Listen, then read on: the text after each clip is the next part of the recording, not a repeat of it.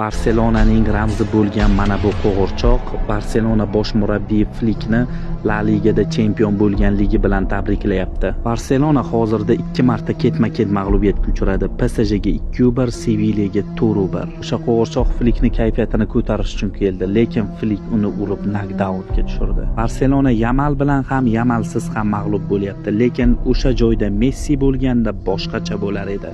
Real Madrid Atletico Madridga 5-2 hisobda mag'lubiyatga uchradi. To'g'ri, undan keyin Real Madrid 2 marta ketma-ket g'alaba qozondi. Qayratni 5-0, Villarrealni 3-1 hisobda yengdi. Ronaldo jamoada bor paytda Real bunday hisoblarda mag'lub bo'lmas edi. Liverpool jamoasi juda ham katta transferlarni amalga oshirdi, lekin 3 marta ketma-ket mag'lubiyatga uchradi. Diego Jotaning yo'qligi bilinyapti.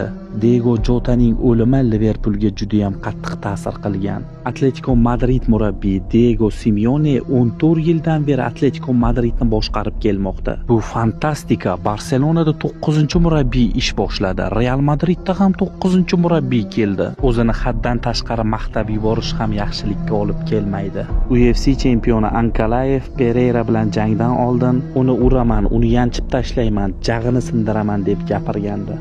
Lekin Pereira Ankalaevga dars berib qo'ydi, uni mag'lubiyatga uchratdi. Pereira o'zining kamarini qaytarib olib chempion bo'ldi.